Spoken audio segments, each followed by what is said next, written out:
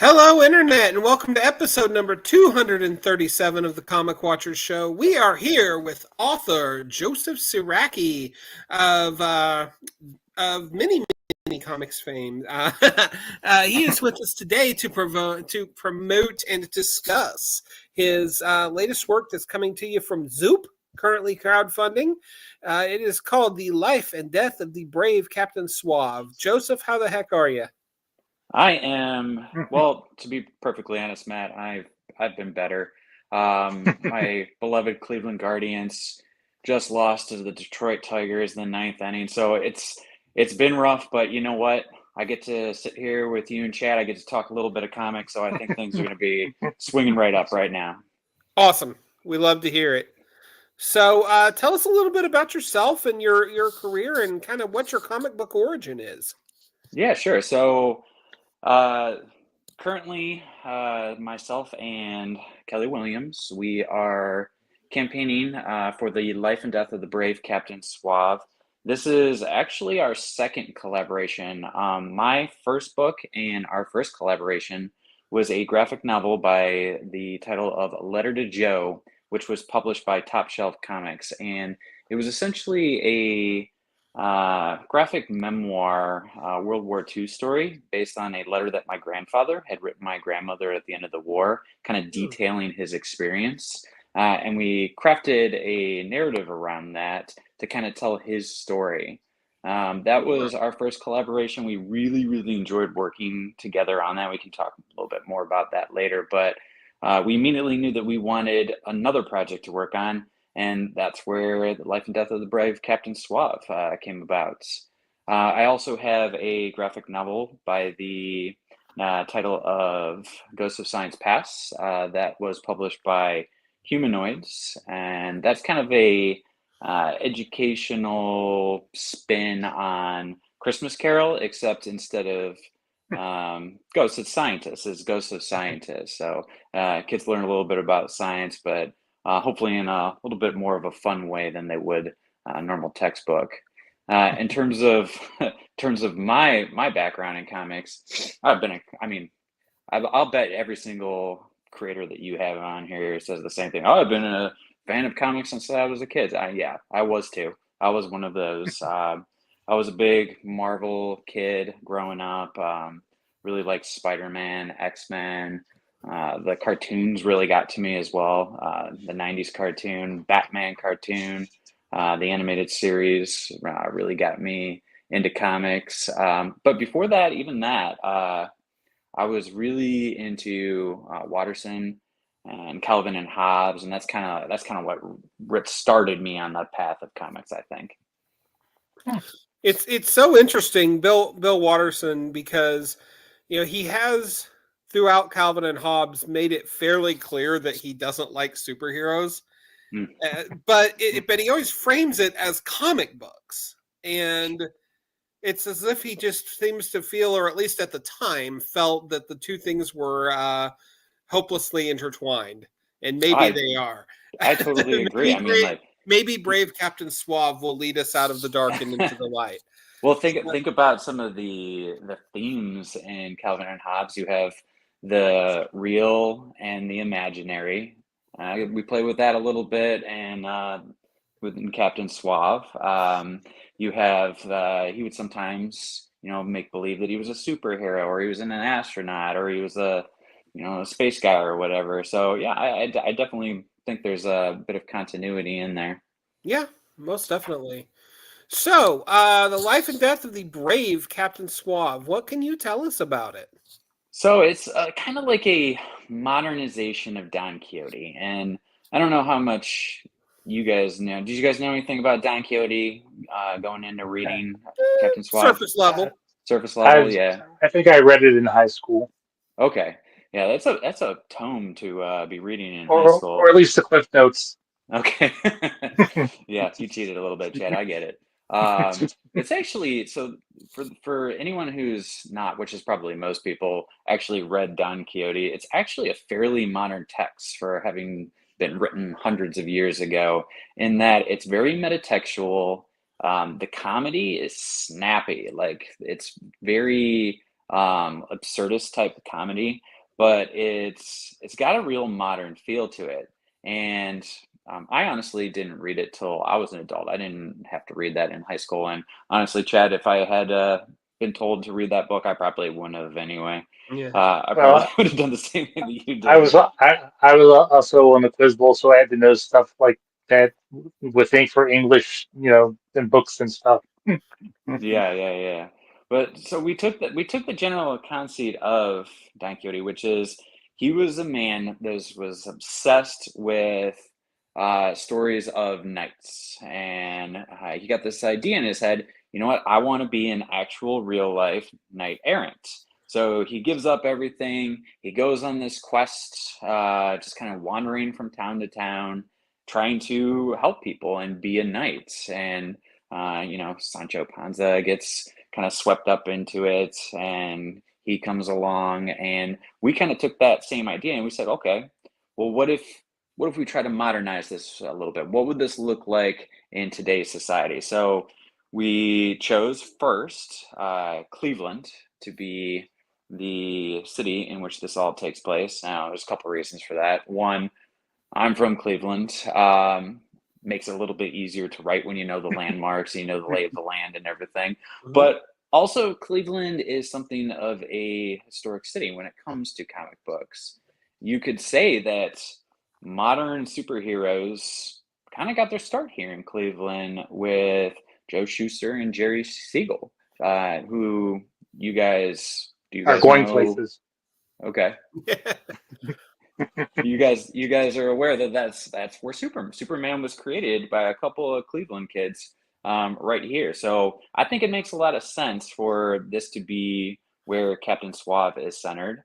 And then we also decided that he would be a homeless man that would be obsessed with superheroes. Mhm. So kind of taking that idea of, well, there was these stories of knights, and that's what Don Quixote was so obsessed with. Well, our guy, he's obsessed with comics and he's obsessed with superheroes, but he wants essentially the same thing. He wants to go out there and he wants to help people. That's what he's trying to do. Now, it definitely does not always go well for those people or for him, but his heart is always in the right place, and that's kind of what he's going for. And we also chose to make him homeless. One of the things in Don Quixote was he gave away all of his belongings to go on this quest.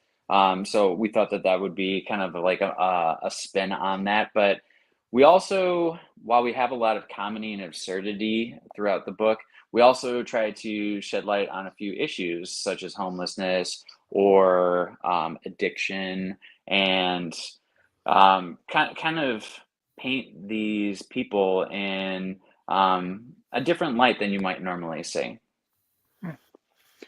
Yeah, I was noticing that his uh, his sidekick is less of a straight person than Sancho is in the book, and is more of a I don't know, not morally straight person. Yeah, he. I like to think that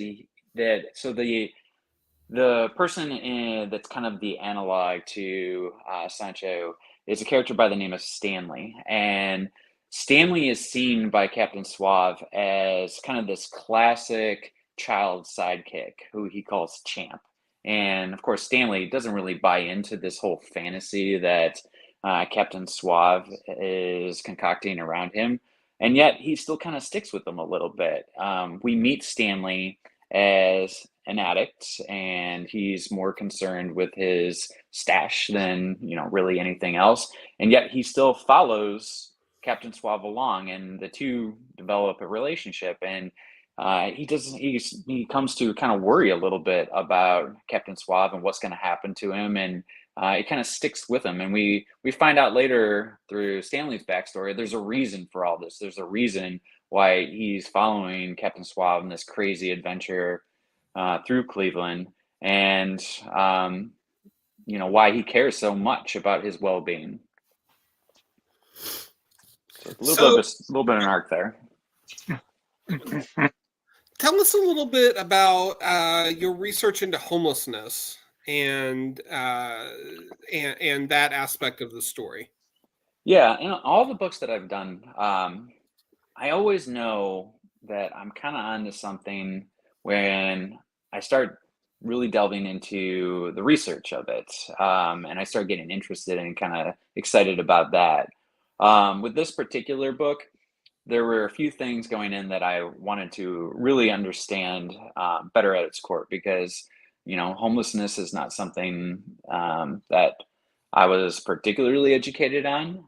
So that was one of the first things that I tried to better understand when we came up with this idea is, well, how does this happen in modern society? Why is this happening? Why in a nation where we are the richest nation in the world, is homelessness such a pervasive problem? How do people get evicted from their homes?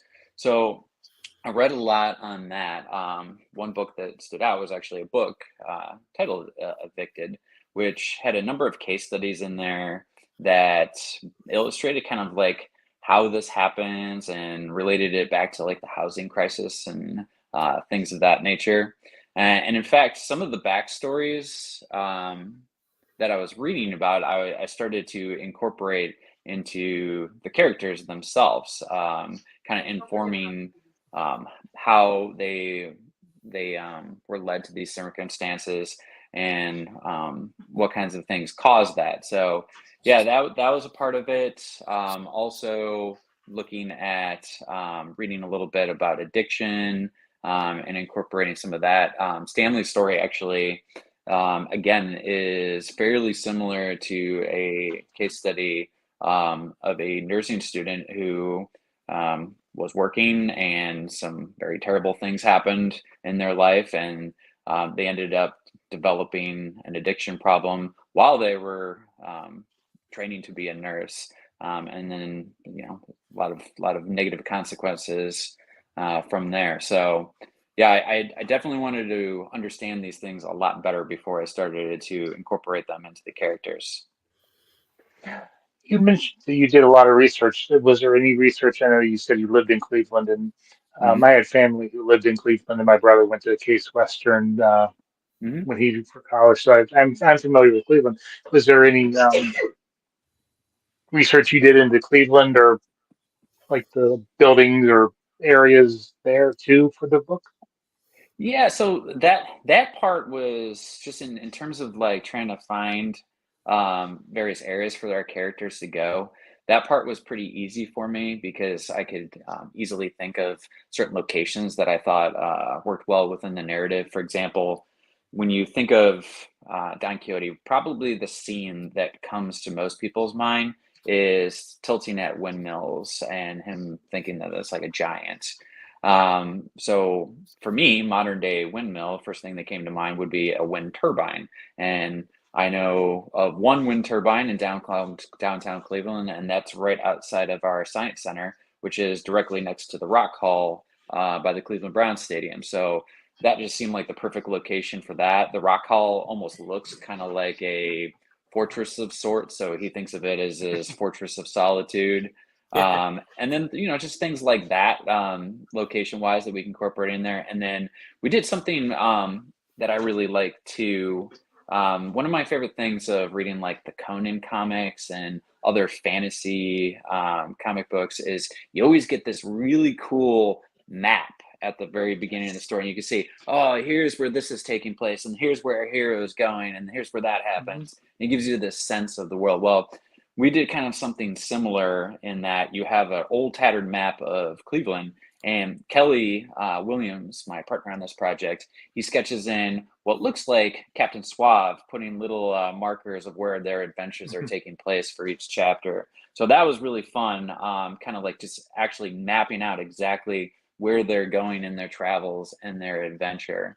I did also do a bit of research. I actually got this idea for this book when I was reading the Amazing Adventures of Cavalier and Clay, which is Mm. kind of a spin on Joe Shuster and Jerry Siegel. So I started delving more into the actual story of the Superman creators, and then just kind of learning more a little bit about that history.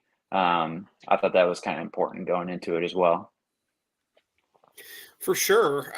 So, I mean, expand on that a little bit. Talk to us about like the history of Siegel and Schuster and how it informs the story of Captain Suave. Yeah, so for those of your listeners who might not be as familiar with some of that history, Joe Schuster and Jerry Siegel, they were friends, and they grew up together here in a suburb of Cleveland, and they liked comics. They enjoyed reading them. They wanted to work on them. Um, Jerry obviously wanted to write, and Joe was already establishing himself a little bit as a artist within the community. He had won like a local newspaper prize of some sort for some of his illustrations, and the way that it's told, and I'm sure there's some it's been sensationalized a little bit, but the way that it's told is there's one night where Jerry had this kind of fever dream of Superman, and he just started feverishly writing this down, ran it over to or excuse me, Joe, and Joe started drawing, and next thing you know, they started banging out the kind of the beginnings there of Superman.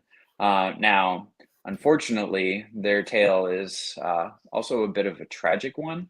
They found tremendous success with Superman, but unfortunately, they did not receive a lot of benefits of those success because they sold the rights for Superman extremely cheaply. I forget there was a check that they showed in one of the books that I was looking at, but it was maybe like, I don't know, $100 or something like that. And when you think of the multimedia billions of dollars that have been made off Superman, they really didn't get to see any of that. So a lot of also what we hear about nowadays with creator rights and the things that have spiraled out of that actually came from people and the injustice that Jerry Siegel and Joe Schuster not receiving any of that. A lot of that creator rights, they have a lot to thank those two for.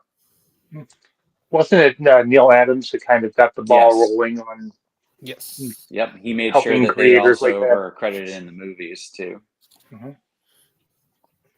So how does all of that play into the narrative, or at least the origins Mhm. of Captain Suave?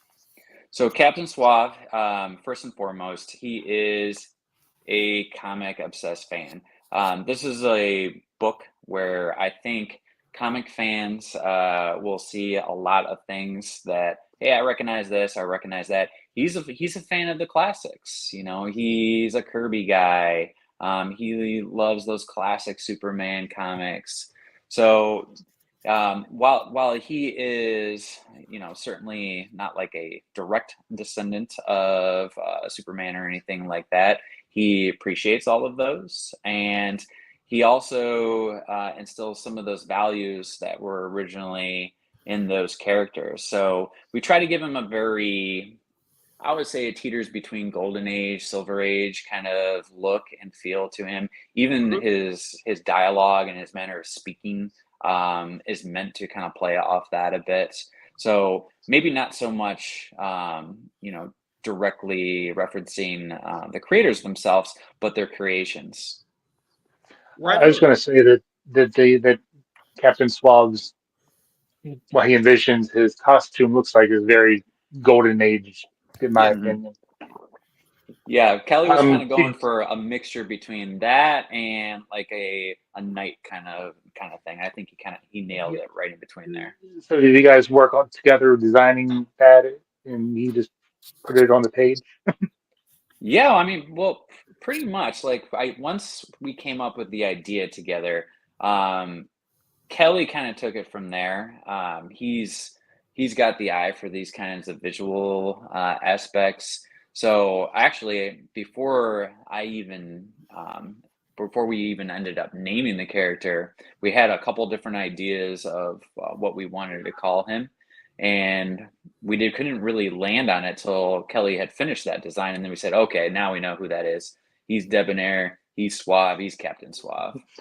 Like the shampoo. So yeah, just Good like one, shampoo. Chad. That Good mistake is reference. made in the book. So, without spoiling anything, I do don't we mind get to spoiling. find out? We'll spoil everything. That's Okay, cool. okay. Well, do readers get to find out who Captain Suave is before he became homeless? You do get some of his backstory. So you'll see a little bit of what his life was like before he became Captain Suave. You'll get a little bit of family interaction, and things like that. You won't find out exactly who he was before he came Captain Suave. That's kind of a mystery, and we purposely kind of leave that to mystery. And likewise, the name itself of the book, which I know is ridiculously long, "The Life and Death of the Brave Captain Suave," it is a homage of sorts to some of that metatextual aspects of Don Quixote. But it acts as a little bit of Chekhov's gun right there. Like, we suggest that our character is going to die in this story.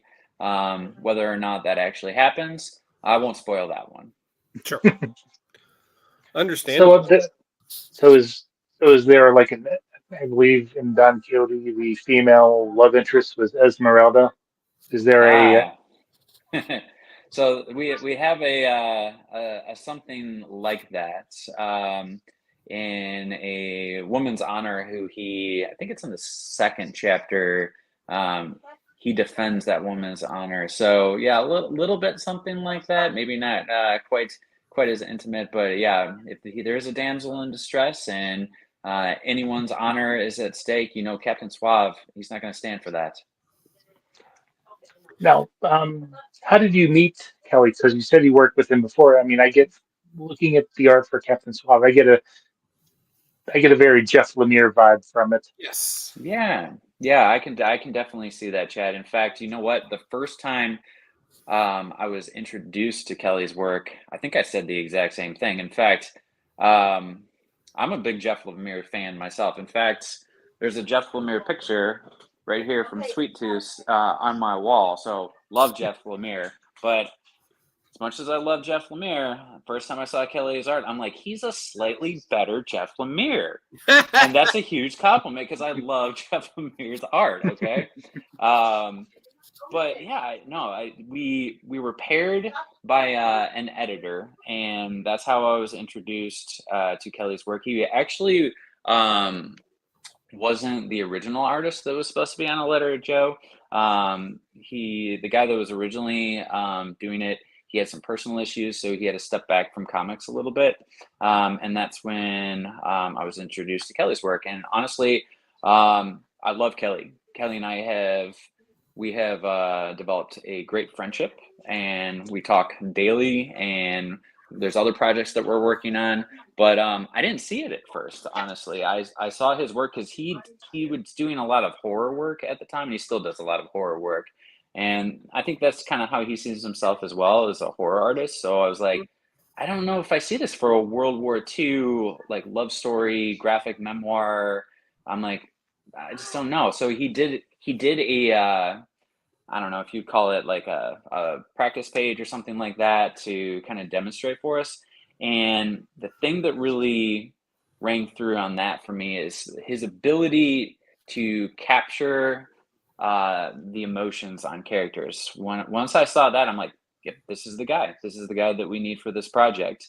And he did an incredible job on that book, not only painting the horrors of war, but also demonstrating the love and the relationships among other individuals in the book. So it was just a tour de force, I thought, in illustrating. And like I said, we kind of became friends in the process. we talk regularly, sometimes play games on the PlayStation, and yeah, and I couldn't think of anybody else who I'd rather do Captain Suave with, because he does some really neat things that I don't know if you guys picked up on it, but like part of the book is hand painted. That's the like Mhm. reality aspects. He uses watercolors, but then Mhm. parts of the book that are fantasy, he uses a digital coloring, kind of like a Ben-Day dot patterning to mimic that golden age, silver age kind of Yeah, classic feel right. to it. Yeah, so it's really He- cool how you get to see like this is the reality, this is the fantasy, and then sometimes we kind of blend the two together a little bit. He just yeah, does that a pretty cool job doing that. that was my next comment. How I enjoyed how the real world was a little grittier than his imagination was more Mhm. cleaner, more vibrant. Yeah, he really got to let loose in terms of, this is reality, but then the fantasy, you can kind of go and do whatever he wants. One of my favorite things from that first issue is just watching the big three-headed Hydra coming out of Lake Erie, and Captain Suave just ready to go at that thing. And that's Absolutely. true. There's really a three-headed hydra in Lake Erie. Hmm. Yeah, do not go in the water. Trust me. Go figure. Oh, I swam in it and lived. So Yeah. So do you guys? I mean, I assume that you guys live near each other, or I mean, it No, just he's kind of he's worked far out that away. way? Yeah, he's out in Arkansas, so we're Okay. we're not very close to one another. No, We you're have not. tabled we tabled together a couple times, C2E2 in Chicago, because he travels to a lot of shows. I don't get to go to quite as many shows, but yeah, we've met in person a few times. That's awesome. Yeah. so of the characters in the book, um, which one is your favorite, or which one did you kind of become attached to as you were writing it? Yeah, you know what? This book in particular really felt character driven for me. Once I started to um, really get past that first chapter and hammer down this idea that at the end of the day, Captain Suave's always going to try to do what he thinks is right. I kind of felt like I had a pretty good handle on what he would do in most situations. And the fun part from there was just kind of making it more and more absurd as we went. And, sometimes I wondered, well, am I pushing this a little bit too far? Is this in bad taste? And Kelly'd be like, no, you need to go further. So it was a lot of fun just putting him in these crazy situations and kind of seeing what happened from there. And yeah, the character just really spoke to me. I mean, I just like him at his core. There's something really good and wholesome about him, even if it's always turning out poorly. And I just love that about him. But I probably like Stanley's character a little bit better, just because he's got that arc, and there's a lot of heart to his story as well. And I just like his development throughout the chapters. Now, this is the second time that the book has been on Zoop. Is that correct? No, You this is the first time on Zoop. Originally, the book was released as single issues through a publisher, which that did not work out well. But we were able to terminate our publishing agreement with them and get all of the rights back. And when we did, the question was then, well, what do we want to do with it? So we knew that we always wanted a collection of the stories. The question just was, where do we take that collection? And Kelly had actually developed a bit of a relationship with the Zoop guys, Jordan and Eric, having seen them at shows. I personally like what Zoop has been doing. I like that they're kind of a comic centric platform for crowdfunding. And so it just kind of seemed like the right fit. So, yeah, this is the very first time on Zoop and the first time ever the Captain Suave is being collected in a single edition. I thought I saw it on Zoop before, and I No, must be mistaken. this is our Must have been first some other first go. Captain Suave. Captain Head uh, and Shoulders. yeah, there better not be, because I will take them to court. So thus far, I mean, how are you feeling about crowdfunding? Is it Yeah. everything you'd hoped? Well, you know what? I was always interested in crowdfunding, but scared about the fulfillment aspect of it, Mhm. and the promotional stuff. That was always the most daunting task of it all. But again, the guys at Zoop, they've been very, very helpful, and it's nice knowing that you're not alone in this, that they're there to support and to help you. Um, the campaign's going pretty good. We got a little over 2 weeks left, and we're not quite, but almost at about 50% funded. There's a number of different rewards available Mhm. for those people who want kind of a cheaper option. We got the $15 digital. We want to make sure that that was pretty low and available to people who just want to check out the book. You have the signed by both creators physical version, which will be a nice spot gloss and embossed cover. And that's like $40. And then Kelly's doing some remarks for 60. So if people want to get a little bit of art in the book, they can get that. And then on top of that, there's a number of art rewards as well. And I'm telling everybody right now, if you have not seen Kelly Williams' art, you need to check it out. He works in pencil ink, and he hand paints all of his drawings. You can get a commission from him doing a classic superhero, which will be hand painted by him. Oh, wow. So check those out. Those are really cool. He's also put up some rewards of art from the actual Captain Suave book. So you've got some of those in there, which again, pencil ink, and there are some watercolors in those too. And then I'm even trying to pull my own weight a little bit here. I did a couple of pencil ink and colored pencil drawings, which are not as good as Kelly's, but they're far dumber. So if you like stupid art, check them out. I bet they have a lot of heart. A lot of heart, but very stupid. Chat? So, what is the most challenging part about writing in general that you find, and what I guess is the easiest for you? I think it's well, once you get the ball rolling, at least for me, it goes pretty smoothly. The hardest part for me is just doing those initial pitches and outlines and hammering out the story beat by beat, which they often want to see in the pitch sheets. That's really the hard part for me, getting the kind of like some of that high concept stuff. But once you have that and you have the characters, it's always been the ball's been rolling for me. Like Captain Suave, that actually smooth. That was a very, very smooth process for me. Once we had the idea and we kind of knew what we were doing with it, and I had Captain Suave and his backstory, and Stanley his backstory. From there, it was a lot of fun. It was just putting him in one absurd situation after the other and see what's going to happen from there, and it just kind of flowed. And is there going, do you have more planned, or is this kind of everything that, Yeah, so it's the book that you're going to get here from Zoop. It's 5 chapters, which is essentially 5 issues, and that tells you a complete story arc of Captain Swab and his adventure here. Um, Originally, I conceived this as a 10-issue miniseries. So if this goes well, we could possibly see a little bit more Captain Suave here. Not a lot, maybe one more 5-issue arc. Okay.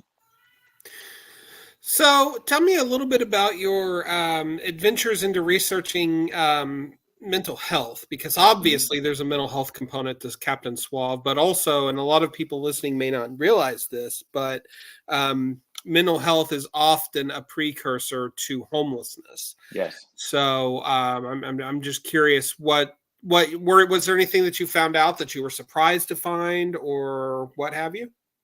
I mean, I think all of it, to be honest with you, Matt. Like, I was not particularly well versed in mental health and a lot of the issues that people face and how it's tied to substance abuse and everything that goes into that. You you kind of think of this as a other kind of problem, but it's really everywhere and it's everyone.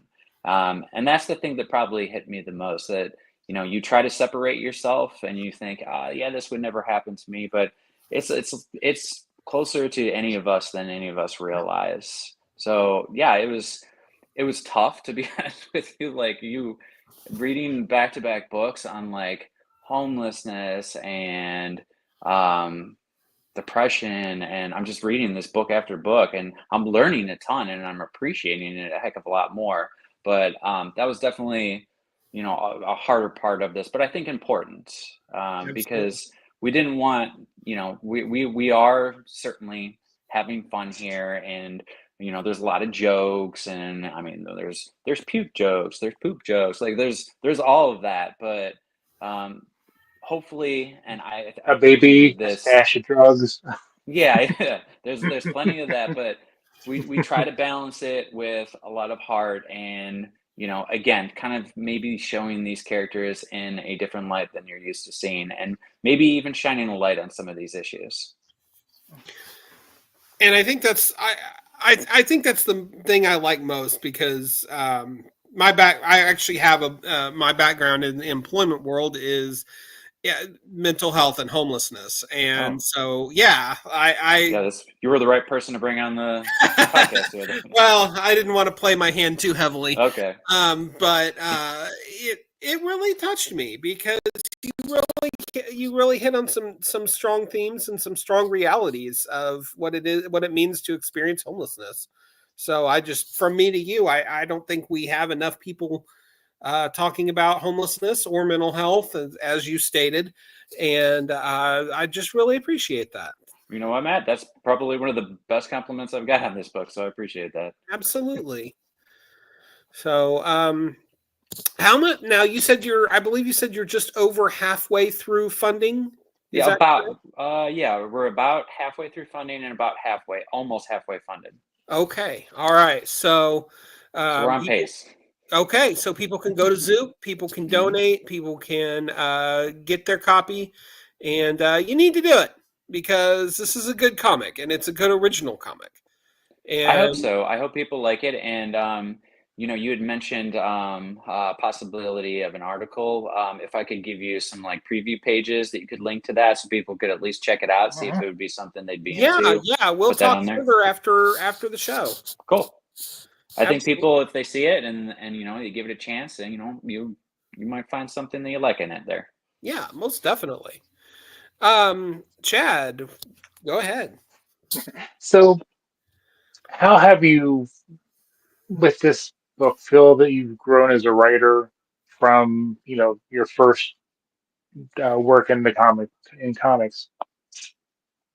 So I would say the biggest thing. So again, my first book was about my grandparents. So these were characters in our story that I knew intimately. So it was very easy for me to write them. I kind of felt like they had both passed away prior to my working on that project, but it kind of felt like I was conversing with them again. So it came pretty easily in that way, because I was just invoking a lot of my memories from my childhood when I was writing that.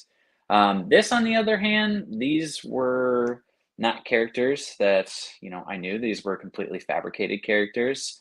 Um, so I think one of the things that I really kind of leveled up a little bit on was designing these original characters, from kind of the ground up and the foundation up, and then having them speak to me in ways in which, again, I could kind of know what that character would do in that situation.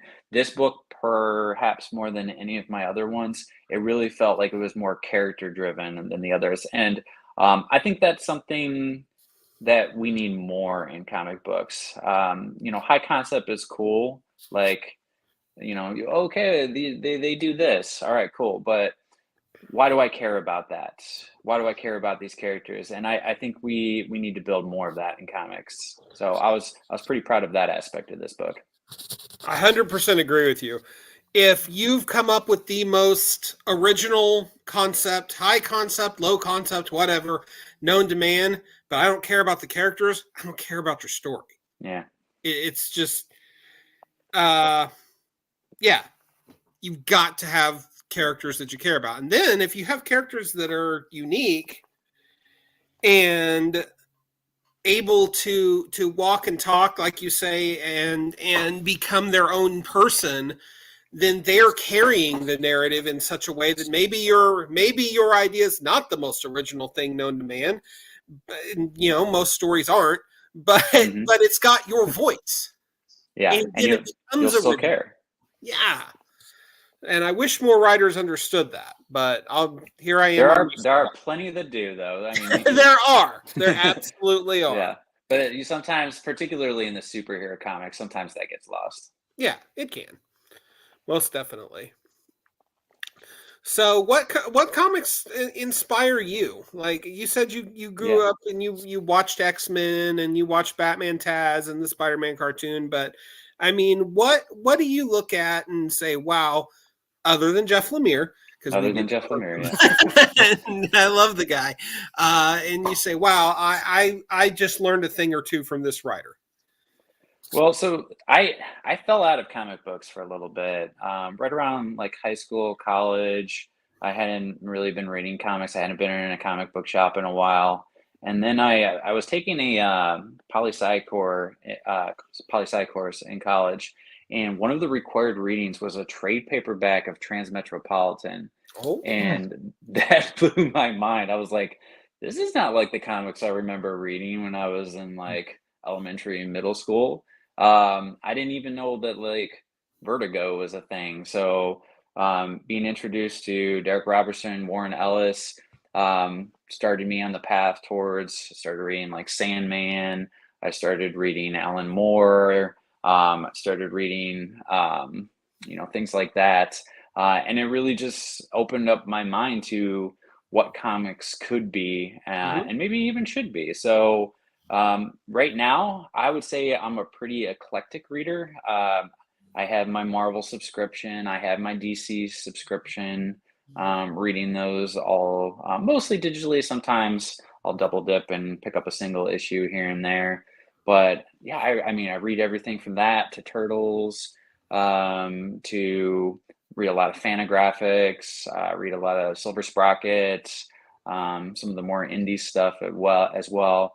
I'll tell you what, I just recently finished the new Charles Burns book, and that absolutely set my world on fire. If you're feeling a little bit down on comics at any point, I'd say I recommend picking that one up, and it'll fire you back up. Love to hear it. Chad? So besides, your own creator-owned work, is there any property that, you would, I wouldn't say kill to get a shot at, but, if offered, No, there's so many you know. people. I know I can list people that I would kill to be on this. But no, I'm not. I know what you're saying. Yeah, like if I ever got the opportunity to write a Star Wars book, I think that would probably be the end all be all for me. Growing up, probably my biggest comic book, I would have said Spider-Man, hands down. Peter Parker, Spider-Man, I felt like that was me as a kid. And I just loved Spider-Man, everything Spider-Man. I was all about it. I felt like that nerdy kid who liked science. And, I got the secret that people don't know about. I loved that. So, you would think that would be the one I want to write, but I don't know what I would say about the character. I don't know if I'd be maybe too nervous to tackle that. So I wouldn't say Spider-Man, but Star Wars, I think I could do a Star Wars book. I've always loved Star Wars. Which era? What's that? Said which era? You know what? I would honestly want to do something different. I would want to bring new characters to that universe and tell. I would want to tell like maybe like a horror story or something set within that universe. I think that would be really cool. Do something new, something fresh with it. But following the rules of that universe and within that universe. So that's what I would want. I want to play around in Star Wars a little bit. I love Star Wars. I've always loved Star Wars. but do something different. I would read that because I love Star Wars too. Yeah. He does love Star Wars. He does all our Star Wars reviews for the sites. You know what? Some people have been down about, some of the new stuff, and I know there's been a lot of it, but I've honestly thought a lot of it is also great. Like I know a lot of people didn't really like Obi-Wan that much. I love the Obi-Wan I loved Obi-Wan. series. I thought it was great. character driven. It was great. I loved it too, and I even Andor like was the acolyte. Yeah, you know I what? enjoyed it. I haven't checked out Acolyte yet. I will get to that. But Andor was some of the best Star Wars I think I've ever seen, and I think it's Mhm. totally underrated. Can't wait for So it's season like 2. Yeah, we're telling you a Star Wars story, but we're not going to have Jedi or lightsabers. It's just it was cool. It was awesome. yeah. Yeah, That's exactly the kind of thing that I would want to do. I love to Actually, I hear don't it. know if you guys get a chance, you should watch it's the new Lego Star Wars remixed. It's pretty cool. They do some fun stuff with it, and it's Yeah. Lego too. So No, I was at Target the other day with my daughter, and I walked by this dark Millennium Falcon, and it had Jar Mhm. Jar as a Sith. I'm like, what are they doing? This is awesome. it is pretty cool. It's like everything is flipped basically, and Yeah. it's just funny Darth and Vader was fun. like all in white, like I don't know if he's like a Jedi or something. Yeah. Yeah, it's interesting. So, I like Crazy. it. Absolutely. it has that the Lego funness and not taking Right. the thing seriously, but also it's Star Wars, so Yeah. they're playing at a different it's a sandbox, Star Wars sandbox, but it's like in a corner. There's still a hmm fun corner. Those games are great too, by the way. The Oh, Star Wars Lego absolutely. games. Yeah. I don't play games much anymore, but I can play the hell out of some Lego Star Wars. Just Me turn me too. loose and I'm done for the day. Me too. That's how we introduced my son to Star Wars, and how he knew pretty much what had happened in the original trilogy before even watching it. Just from Nice. playing the games. That's Well awesome. played. Mhm. Yeah. Great idea. So, Yeah. who are some creators that you've got that are currently captivating you in terms of writing or art? Like who are you out there licking your chops to read or see their stuff every month? Besides Jeff Uh, Lemire, Besides besides Chef Jeff Lemire. Lemire. Jeff Lemire is getting a lot of play on this podcast here. He is. Golly. Good So because I went to chat with him in New York, so all right, that's fair. Yeah. He's a I don't know how that guy has any time for anything with the amount of books that he puts out. Right. Um, but I don't know. There's definitely there's a few writer artists that are, if I see them, I gotta pick that up. Kyle Starks is one of them. His humor I think is just incredible. I love what he brings to each of his books. He brings a lot of that character forward stuff. But then he's not too serious about it. He's funny like that. I don't care about Lobo whatsoever, but I picked up that Lobo special and it was fantastic. it was. Yes. And the art and it was from both Kyles. Both Kyles were hitting on all cylinders with that book. And again, I don't care to anything about Lobo, but I still love the book. It was great. So anything with Kyle Starks, I'm well into that. I will pretty much follow Daniel Warren Johnson wherever he goes, but I think You and I everybody are at on the this same point, wavelength, I think. I think everybody at this point they realize the greatness of Daniel Warren Johnson, and again, what does he do? He brings heart to everything that he does. Like I don't really And care about suplexes. Transformers that much, but I'll read a Transformers book that he does because I know what he's going to do with it. So yeah, I mean that's absolutely killing it. I really am liking Ultimate Spider-Man right now. I think Hickman kind of really tapped into my my psyche because I was this kid that loved Spider-Man because I was a kid and I thought I was kind of Spider-Man, and now he's like, you know what? Now Joe is a middle-aged father, so I'm gonna make Spider-Man a middle-aged father, and then he's gonna buy this book on a monthly basis. And he got me. Hickman got me on that. Yeah, well played, Hickman. You got your my money on a monthly basis for sure.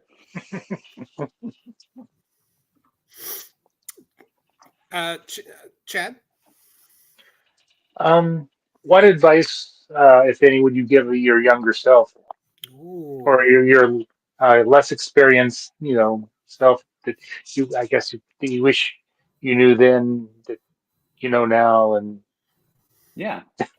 It's probably okay. I'll give it. This will be a two-part advice, and I would give this advice to any young, prospective or old, for that matter, prospective creators. If you're thinking about writing a comic, drawing a comic, you want to make comics, just do it. You don't have to be special. You don't have to have a certain degree. You don't have to be, you know. Anything but yourself. If you want to make something, uh, you just do it. You carve out the time, you put in the effort, and you just start doing it. If people want to make comics, there is absolutely nothing to stop you from making comics. Yeah, I understand time is limited and finances and whatnot, but you know you find the time. Even if you're working on something slowly, a little bit here and there, it adds up. It does. So you want to make comics, just go make comics. There's nobody that can stop you from making comics. um, I never really thought of myself early on as somebody who could pursue creative endeavors, because I didn't know any artists, I didn't know any writers, but I had a couple ideas in my head, and I enjoyed comics, so I figured, what the heck, I'm going to give it a shot one day. I wish I had done it sooner, and I think a lot of people, they want to do it, but I don't know, they're too scared to do it, or they talk themselves out of it. Just do it. At the end of the day, what do you got to lose?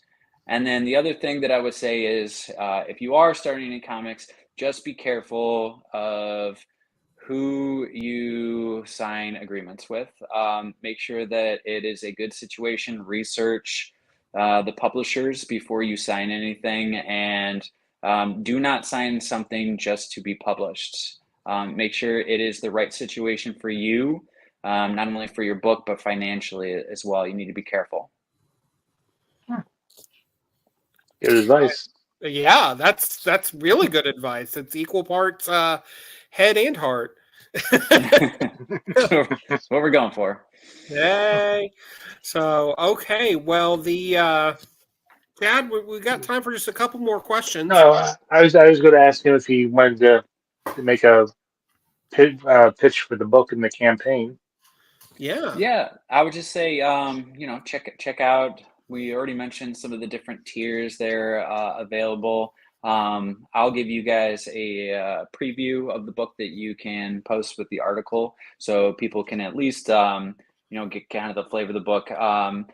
We put out initially what was like a, I don't know, 8 or 9 page ash can, which kind of introduced the concept, but it's very metatextual in that it's an ash can about ash cans. So Oh, nice. I'll give you yeah, I'll give you guys that, so they'll get a good feel for Captain Suave and the conceit of the reality versus the fantasy. Stanley plays into that as well, and he does kind of a minor heroic feat in that.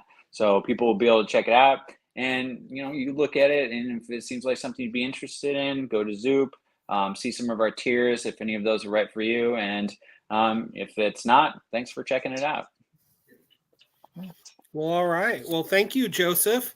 The book is The Life and Death of the Brave Captain Suave. The man, the myth, the legend behind it is Joseph Sieracki with artist Kelly Williams. And it is live on Zoop. Get over there and support this book now. We love it. I've gotten to preview some stuff. I'm telling you, this is a book that's worth your time. Thank you so much. Absolutely. And we're getting all literature this week because on Thursday we have Tom Scholey to talk about Godzilla versus the Great Gatsby. Oh, nice. That I'm very actually interested in that book, and That is pretty cool, and it's That is a cool idea, and I do love Yeah. his Stan and Jack books, and his I forget the other one. It was like a New God's Take. I forget what it was called though. But Tom Scola, he's great. Yeah, I can't wait for that. I can't wait to talk to him. So, and we can't wait to get this episode to you. So, check it out. Check out Captain Suave, and thank you all for listening. Thank you for supporting Comic Watch. And as ever, the world might be a crappy place sometimes, but it doesn't have to be. Get out there, do something good in the world, read something cool, support your local comic book store, support a project on Zoop, perhaps. We're or not being more, one or more. one or more. Yeah. That's right. We promise we are not sponsored by Zoop in any way, shape, or form. We're just like comics. So, all right. Thank you all for listening, and we will catch you next time.